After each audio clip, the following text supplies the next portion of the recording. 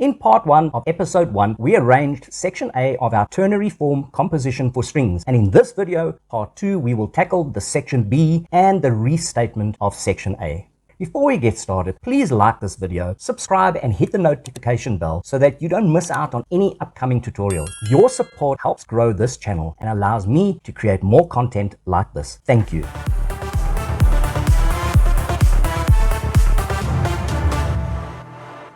If you haven't watched part 1 yet, click the link above to watch the video so that you can get a better understanding of the context. Otherwise, some of the concepts in this video might not make any sense. Well, let's dive into the video tutorial of today. Okay, so the main melody of section B consists of an A-B form. The main difference between section A and section B is the key in which they start and end. Now, section A starts and ends on the tonic of C major, which, as we know, is the main tonal center of the entire string arrangement. Now, section B starts and ends on the dominant of C major, which then takes us back into a restatement of section A. So section B consists of two phrases of equal length. Both phrases include a compositional device called a sequence. Now, a sequence involves the immediate restatement of a melodic motive at a higher or lower pitch within the same instrumental or vocal part. Sequences are often used as developmental material in a composition to extend a phrase, create tension, provide structural unity, and emotional impact. Now, just to clarify, in this tutorial, the bar numbers are adjusted for each section, starting from bar 1 for easier navigation. Once we conclude the various sections, the bar numbers will then reflect the entire string arrangement, which consists of 24 bars. So the first phrase of section B is bar 1 to 4, which I call the question, with the implied harmony being the dominant to dominant 7th tonic, the tonic in first inversion, and then to the tonic. Now the second phrase of the B section is bar 5 to 8, the answer or the developmental phrase, the implied harmony being the subdominant to the tonic, the dominant 7th, then the tonic, the subdominant to the tonic, and then we have a secondary dominant 7th, and then the dominant of the main tonal center, then we end on the dominant again, which then obviously leads us into the restatement of section A. Now let's listen to the melody accompanied by an animated version of the graphics. This will provide you with a clearer understanding of the structure of section B.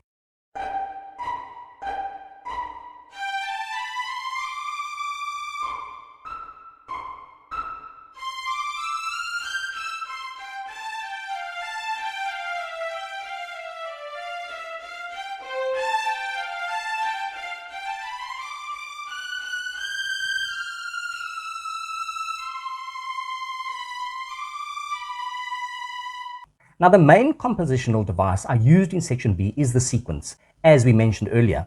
The motives in bar 1 and 2 are repeated in bar 3 to 4, but this time it is transposed up a perfect fourth interval above the initial statement in bars 1 and 2, creating what we call a two-segment sequence.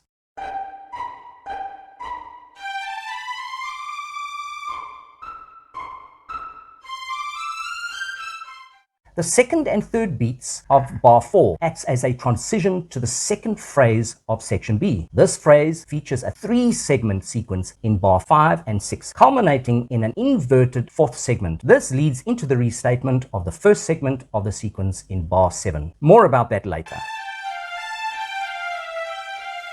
Okay, let me give you a rundown on the melodic content of section B. So the ternary form or the ABA form indicates that section B will differ in melodic content and possibly style from section A. However, despite these differences, there must be a sense of unity between the sections. While section B is distinct from section A, it cannot really stand alone as a piece of music due to its tonal, harmonic, and cadential content. Now, both A sections are complete in themselves, featuring the tonic and the perfect authentic cadences as their conclusions. In contrast, section B starts abruptly on the dominant, diverges from it, and then returns to the dominant, ultimately leading back to the tonic at the restatement of section A.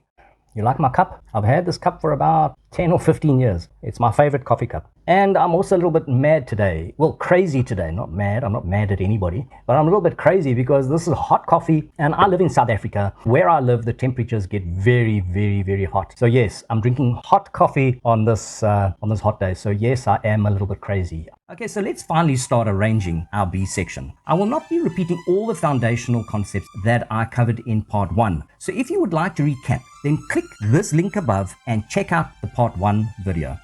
Like my workflow in section A, I begin by crafting the main melody in the first violin part. I've included the chord symbols at the top of the first violin part to serve as a guideline for the implied harmony. This addition is optional. For my preference, it would be sufficient to use Roman numeral analysis or figured bass, which I actually find much more useful. I add those later in this tutorial. So I then copy and paste the first violin part over to the second violin stave and move it one octave lower. Let's see what this sounds like.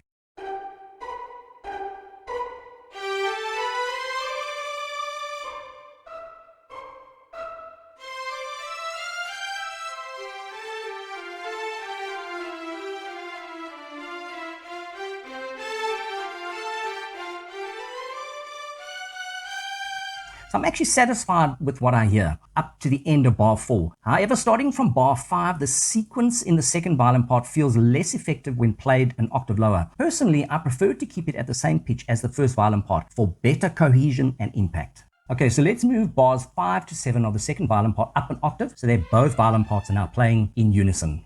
Let's see what this sounds like.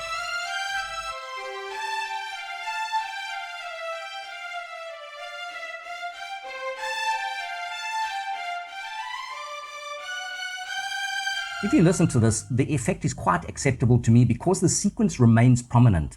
However, the definition of a sequence highlights why both violin parts should play at the same pitch. So a sequence involves an immediate restatement of a melodic motive at a higher or lower pitch within the same instrumental part. Okay, so since the first and second violins are essentially the same instrument, playing the sequence an octave lower in the same part diminishes the impact, especially with the lower string parts added. An octave lower would place the second violins basically in the viola range, which is the alto range, which functions, like I said, as the alto voice. Additionally, the acoustical qualities of the violin really matter here. As the smallest of the bowed string instruments, the violin needs to be effectively heard, particularly when playing the main melody. So to achieve this in these circumstances, having more violins at the same pitch is essential for clarity and impact. I'm sure you understand that. So this transition between the two phrases will actually be more effective if the articulation on the third and fourth beats is non-legato.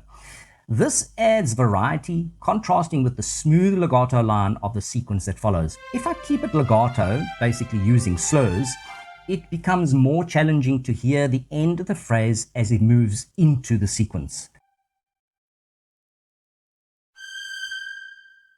So let's have a listen to that.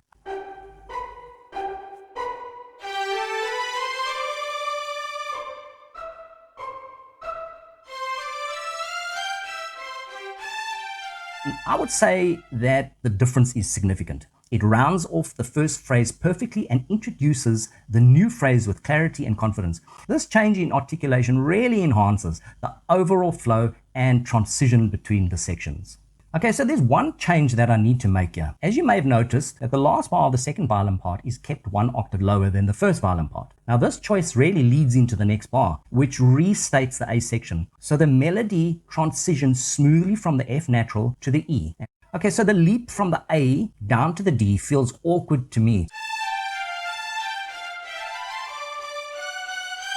So I've decided to move the A down to the E. This allows for a smooth stepwise descent to the D, which harmonizes with the first violin part really. So additionally, the A moving down to the E creates contramotion with the first violin part, enhancing the overall harmonic texture. Let's have a listen to this one.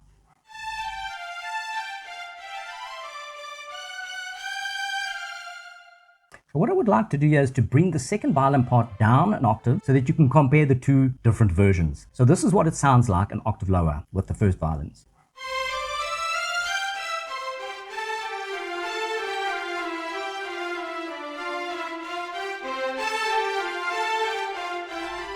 Okay, now let's try it an octave higher. It really comes down to preference. As I mentioned earlier, the sequence loses some impact with the second violins played an octave lower. So the question to ask is, what is my goal and what am I trying to achieve here? So the sequence serves as a compositional device that creates tension, provides structural unity, and delivers emotional impact, all of which direct us towards a specific goal.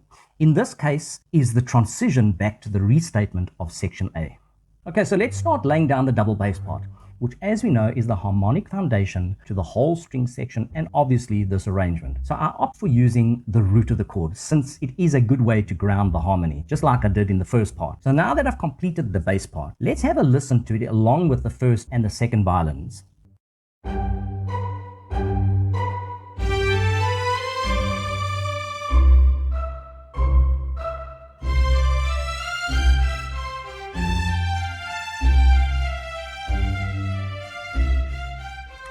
I find that using only the root doesn't really align with the style of melody in the violin part. If you listen closely, the melody resembles the ticking of a clock. So I believe the bass part should complement that by alternating between the root and the fifth of the chord. This approach enhances the overall texture and effectively supports the violin. Additionally, if you look at the chord progression from bars 5 to 8, you'll notice that the harmony changes on every second beat. By applying the same dynamic in the bass part for bars 1 to 4, we create a sense of unity and continuity that enhances the overall structure of the piece. This also involves harmonic variety, with the harmony moving from the dominant in root position to the dominant in second inversion. Now in bar 2, I would like to counteract the minimum duration in the violin part by using quavers in the bass part, moving down in stepwise motion with a 5-4-3-2-1 progression. So this approach effectively connects the first segment of the sequence to the second segment. Additionally, it provides contramotion to the first and the second beats of the violin part, enhancing the overall music interplay. Let's have a listen to that.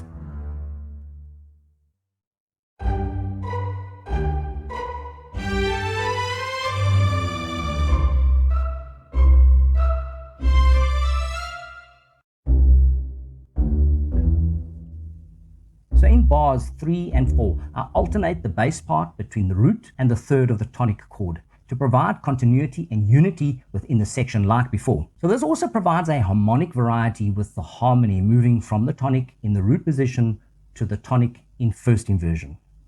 So the effect I want to create with the alternating between the root and the fifth is lost due to the 5-4-3-2-1 quaver figure I used on the third beat instead, which should typically emphasize the fifth of the dominant. So to maintain the desired pattern, I will place the fifth of the dominant on the second beat of the chord. This adjustment will help reinforce the harmonic structure and enhance the overall effect. So this also provides contramotion balance with the violin part. So let's hear what this sounds like.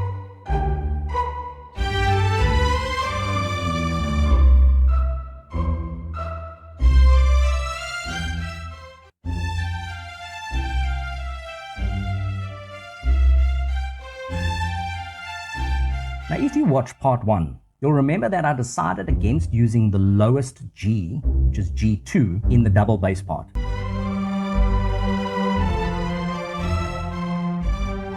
After hearing everything together, I can hear that the double bass is too low and seems very dark. So here is where I make the decision to move the bass part up an octave to try and lift the overall mood. You've got to remember that the double bass actually sounds an octave lower than what it is written. So it is low as it is. So this time, however, I want to use the lower G, the G2, instead of the G3. The magnetic pull of the harmony naturally gravitates downwards from the tonic in bar 5 to the low G2 in bar 6, rather than upwards to the G3. So despite my attempts to actually ignore this gravitational pull, so I realized that the lowest G must actually prevail here. So I faced a similar dilemma in bar 8, debating whether to use the G3 or the G2. But once again, the gravitational pull to the G2 won out. Okay, so it's time to start with the inner voices. Let's start with the cello and see where it leads us. So as you see, the violin part is characterized by crotchets on every beat of the bar, complemented by the double basses, pizzicato on the first and the third beats.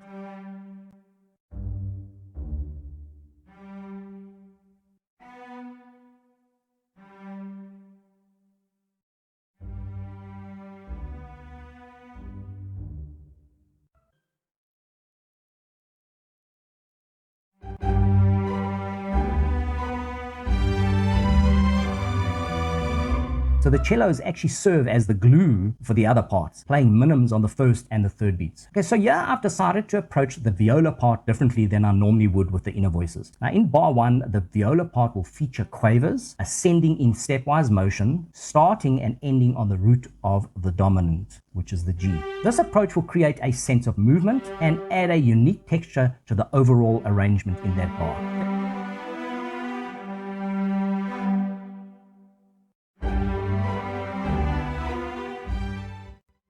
in part 2 of the viola and the cello part, I'm going to use the same material that I used in the violins, which might seem counteractive. However, using the same melodic and rhythmic material in another instrumental part creates a variety from a timbre point of view. Now, when you listen to bars 1 and 2 with the violas and cello imitating the violin part in bar 2, you can hear what I was talking about regarding the timbre.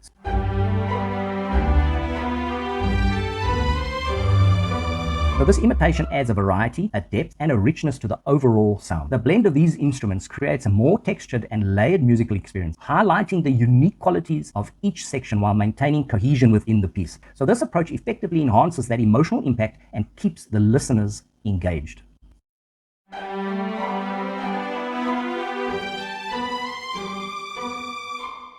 Here is one glaring contradiction that goes against everything I've discussed in the previous video about building balanced chords. I emphasize the importance of including all three members of the chord, the root, the third, and the fifth, plus a double root or a seventh scale degree. This new approach you see on the first beat of bars 1, 2, 3, and 4 may not align with the foundational principles of harmony. Let me explain. So the first beat of bar 1 consists only of Gs, which isn't exactly harmonically sound. This lack of harmonic variety can make the music feel stagnant or unbalanced. So to create a richer texture, it would be beneficial to incorporate additional notes that provide harmonic support, such as the third and the fifth, or perhaps even the seventh. This would enhance the overall harmonic texture and create a more engaging musical experience. Now, finding a balance that maintains the integrity of the harmony while exploring new textures and methods of harmonization is essential for developing a compelling musical narrative. The question is, how can I justify the harmonization choices that I discussed earlier without discarding this section of the arrangement and completely reharmonizing it according to strict rules of conventional harmony? Okay, if you look at the chord symbols at the top of the first violin part in bar 1, you'll notice that the G lasts for 2 beats, and effectively for 4 beats, since on the third beat there's also a G chord in second inversion. Now, while the first note of the bar is a G across all the instrumental parts, the second note and beat in the violins is a B, which is the third of the chord. Additionally, the viola part also features a B on the second beat, reinforcing that harmonic structure. Then we have the cello part, which includes a B on the third beat, accompanied by a D, the fifth of the chord in the double bass, and the violas, along with a G in the violins. On the fourth beat, the violins play a B, while the violas add a seventh, which is the F, followed by the final quaver, a G. I know that's a lot to unpack, but the key point that I'm trying to bring here is that throughout bar 1, all the chord members of the G chord are present, whether on strong beats or weak beats, contributing to that harmonious and pleasing sound. And something else you need to remember, even though the first beat consists only of Gs, they are Gs on different ranges and different pitches. So you get the violins playing the high G, you get the double basses playing the lower G, then you get the cellos playing a G that's an octave higher than the double basses. And so that also creates a variety, even though they are all using the same pitch. So don't worry. I'm not going to go through all of these details for bar 2, which is basically using the same principle in bar 1. But it just shows again that by incorporating different chord tones and variation, you can enrich the arrangement while still maintaining that coherence. So I can say that it's entirely feasible to create compelling and persuasive arrangements without adhering to strict conventional harmony rules. Okay, so I hope I haven't confused you and put you off. But let's continue with the cello and the viola part. Just as I did in bars 1 and 2, I'll approach bars 3 and 4 in the same way. So this time, however, we'll shift harmonically to the tonic, which is a perfect fourth up from the bar 1, marking the second segment of that sequence. So let's highlight some factors that contribute to the cohesiveness of this section B. First of all, the main melody resembles the ticking of a clock and is introduced in the violin part and subsequently repeated in the violas and the cellos. This use of imitation not only creates a rich timbral dynamic, drawing on the contrast between the higher and the lower strings, but also enhances the overall texture of the arrangement. Additionally, the positioning of the string instruments within the orchestra is crucial for balancing and blending the sound. So the main melody in the violins will be heard left to the conductor,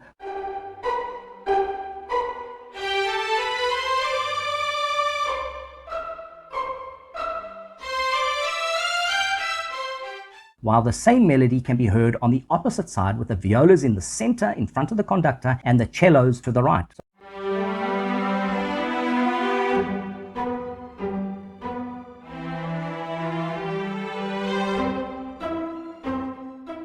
So this spatial arrangement allows for effective sound propagation and interaction between the sections of the string section, fostering a sense of unity and coherence throughout the musical passage. So this careful consideration of timbre and orchestration helps to create a harmonious and engaging listening experience.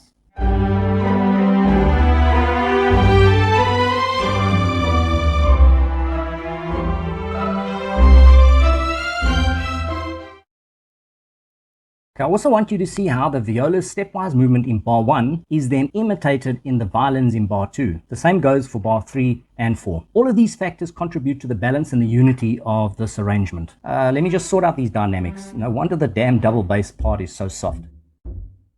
So let's focus on the second phrase, structured around the 3-segment sequence. A sequence involves a restating of a melodic motive at a different pitch within the same part. In this phrase, I transpose the initial melodic idea systematically, ensuring that each segment retains its character while moving through its various pitch levels. This repetition fosters development and engagement with the evolving material. Each segment connects smoothly, enhancing the phrase's coherence and allowing for variation in dynamics and articulation. This establishes a strong thematic foundation. So the sequence descends through A to G to F, concluding on the E, which serves as a potential 4th segment. This segment is inverted to facilitate the transition from the tonic to the subdominant in bar 7. In bar 7, there's a restatement of the first segment of the sequence, reinforcing the theme and creating a smooth progression between the tonic and the subdominant harmonies, enhancing the continuity and flow of the ideas. So at this point, I want to complete the inner voices of the lower strings with a string pad effect using the minims. You know what a string pad effect is? I'm not too sure if I dealt with it in the last video. Basically, a string pad effect is where the strings will play harmonious long note values that will cause the rest of the orchestra to blend. It'll be sort of like a foundation, harmonious foundation to blend everything together. But yeah, that's something that we'll talk about at a later stage.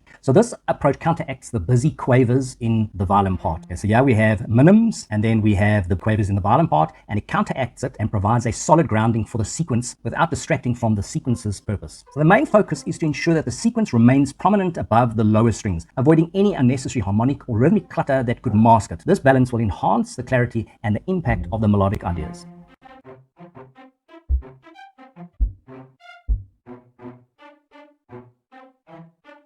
Okay, the neighbor's dog is barking. I hope you can't hear him. Yeah, so if you can, don't get distracted.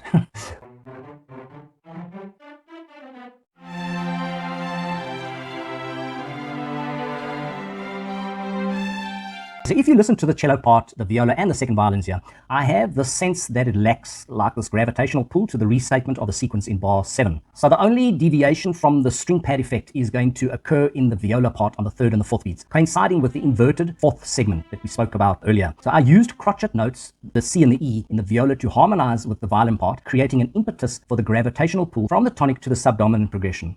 So let's have a listen to the violas, cellos, and the double basses.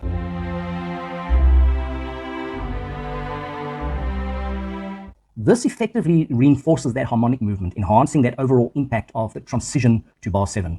Now have a listen to the effect of the viola part alongside the violins and how it helps to facilitate that gravitational pull to the next bar and restatement of the first segment.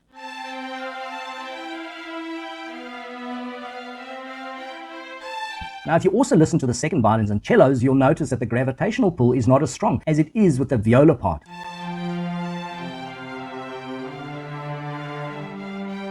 So the harmonization in these sections lacks that same emphasis on the transition from the tonic to the subdominant, making the progression feel less pronounced. So this contrast highlights the effectiveness of the viola's role in driving that harmonic movement, even though it's only 2 notes.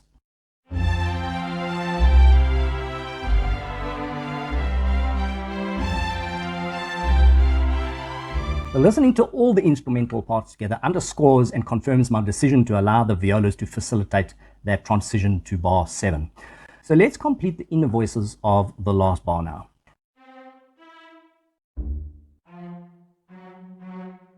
So here we have the D7 chord, which serves as a dominant 7th of the dominant G chord in C major. In the viola part, I will add the 7th, which is the C natural. Cello part will feature the 3rd of the chord, F sharp, the double bass, and the violin parts will play the root of the chord. This arrangement helps to solidify the harmonic structure and enhance the tension leading into the resolution. So the viola part transitions smoothly from the C to the D, which is the 5th of the G chord. However, the cello part leaps a 4th from the F sharp to the B, which is acceptable, but it's worth noting that the D7 chord lacks the A, the 5th of the chord. Additionally, I feel that the dominant presence intended to emphasize the ending of the B section and lead back to the tonic in the restatement of the A section isn't as strong as I would like it to be.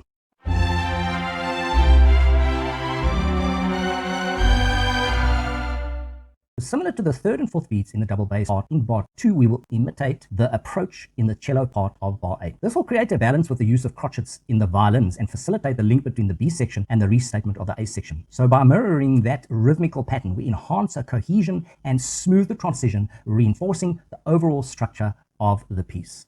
Okay, let's have a listen to this section with different combinations of instrumentation, with and without the changes in bar 8. Let's see if we can agree that the addition of the quavers in the cello part are more suited than the minims.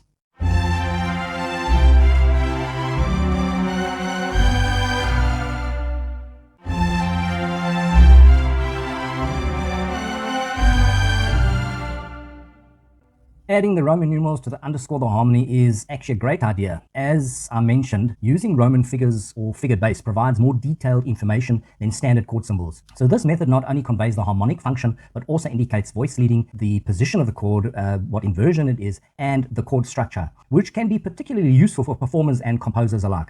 So my reason for using the D7 dominant 7th chord followed by the G7 is to leverage secondary dominance, which accentuates the dominant presence in bar 8. This approach facilitates a smooth transition between the section B and the restatement of the section A. Just remember that dominant 7ths create tension and they always want to lead back to the tonic. So the D7 chord is clearly outlined in the vertical harmonization. The D in the double bass, the F sharp in the cello, and the C, which is the 7th of the chord, in the viola. Additionally, the horizontal movement involving the A and the C further emphasizes this pattern, effectively outlining the D7 chord as the secondary dominant of the G7 chord. This layering of harmonies enhances the overall harmonic tension and prepares for the resolution back to the tonic. And this is how we write it in Roman numerals. Okay, you have the dominant 7th of, that's what the slash is there for, the dominant 7th of the dominant, which in this case will be the dominant 7th, D7 of the G chord. So here's a quick recap on the vertical and horizontal aspect of the harmony. In bar 1, we've previously discussed this bar's harmonic content, so I'm not going to go into that. But in bar 2, all the members of the dominant G chord are present, with the double bass facilitating a smooth transition into bar 3. In bars 3 and 4, all the members of the tonic chord are represented.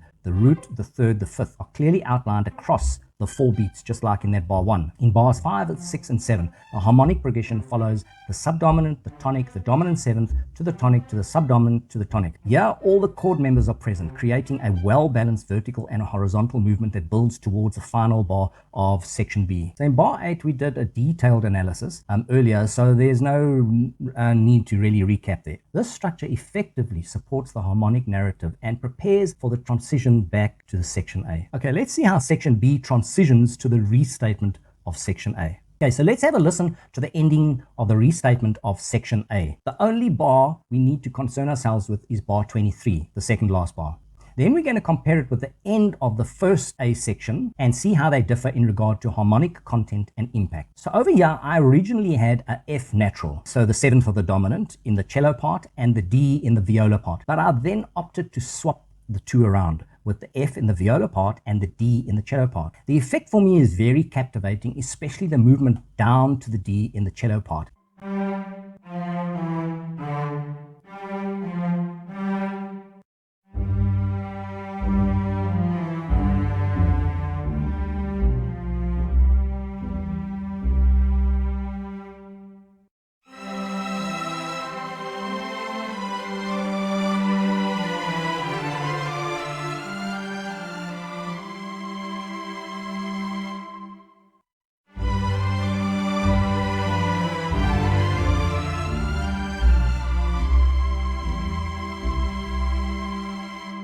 Just gives a, I don't know, there's just a sense of, it really got my attention. That's the only way that I can say it. I don't know if it's an emotional thing, but it certainly was not a harmony thing. It was more of an emotional, yes, that sounds amazing. So then in bar 23 of the bass part, the decision to give the bass a leading role with a descending walking bass line is really effective, outlining all the notes of the chord.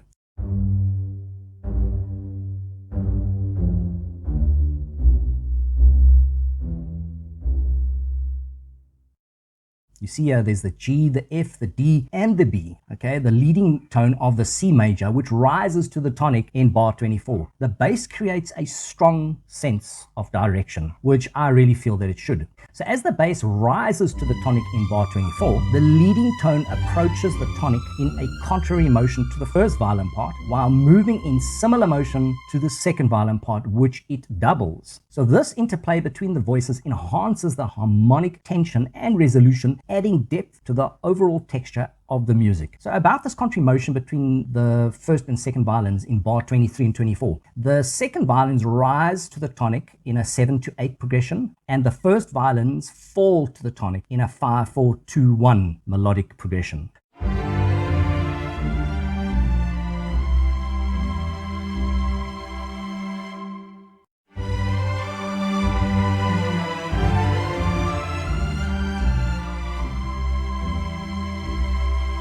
To draw a comparison between the two A section endings, we can analyze the harmonic content and structural elements present in each of them. So the first A section ending features a 4-3 suspension that moves through the dominant seventh, creating a sense of tension and anticipation. Following the suspension, there's a retardation, which further enhances the feeling that the musical journey is not yet complete. This technique adds a layer of complexity to the harmonic progression, suggesting a continuation rather than a definitive conclusion.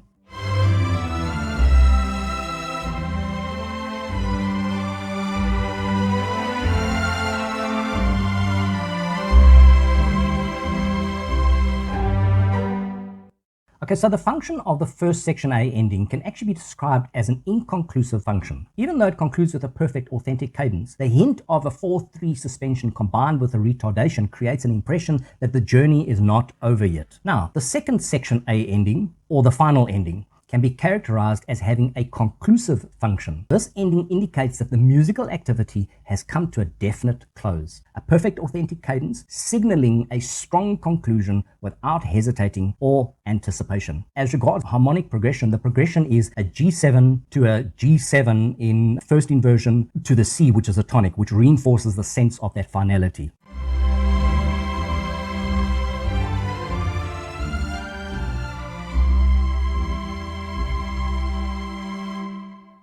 The absence of any compositional devices, like for example the suspension or the retardation, that create that tension allows listeners to feel a clear resolution, distinguishing it from the inconclusive first section A ending. I hope you got that. Okay, so this clear sense of closure enhances the overall structure of the piece of music, providing a satisfying endpoint after the developments of the earlier sections. So something I want to point out here, which I will be doing a separate tutorial on at a later stage, is the melodic contour and the climax points in the endings, which helps to underscore really the inconclusive and the conclusive functions. Most tonal melodies feature a climax point, which is the highest point of a phrase or a motive, typically occurring only once. So in the final conclusive ending, the climax point occurs on the high G over here, which is the second half of the third beat or the weak beat, introducing the 5-4-2-1 melodic progression. Positioning the climax point closer to the end of the bar is more effective in this context. So this placement is influenced by the note values. If they were quarter notes instead of eighth notes, the climax point would fall on the second or the third beat, the strong beat.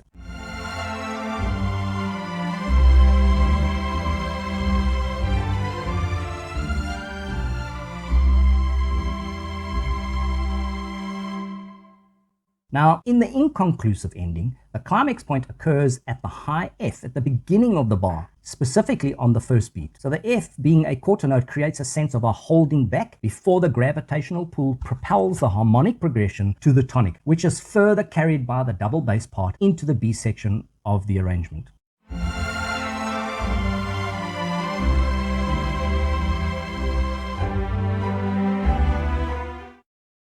So the last ending we'll analyze is the B section ending with an inconclusive function. Here the climax point occurs on the E or the high E of the third beat, moving down in a 3-2-1 melodic progression. Since the climax note E is a quarter note, it also creates a sense of holding back. Additionally, the secondary dominant of the dominant chord adds a stronger tension and gravitational pull towards the tonic in the restatement of the A section.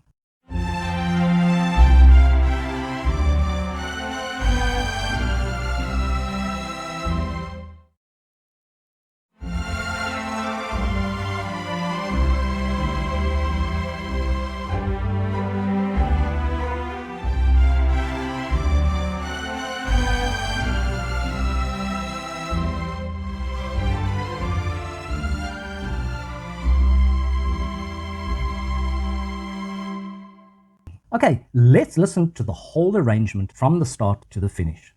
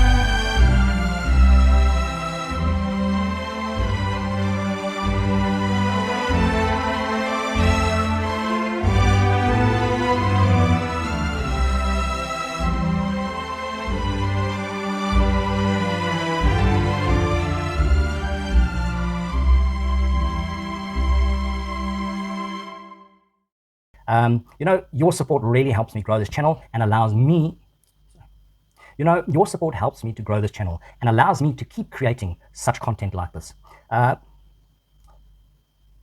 Your support helps me to grow this channel and also, your support helps me to grow this channel and also allows me to create more content like this. And also courses that I'm doing. I've got a lot of upcoming courses that you can, your support helps me to grow this channel.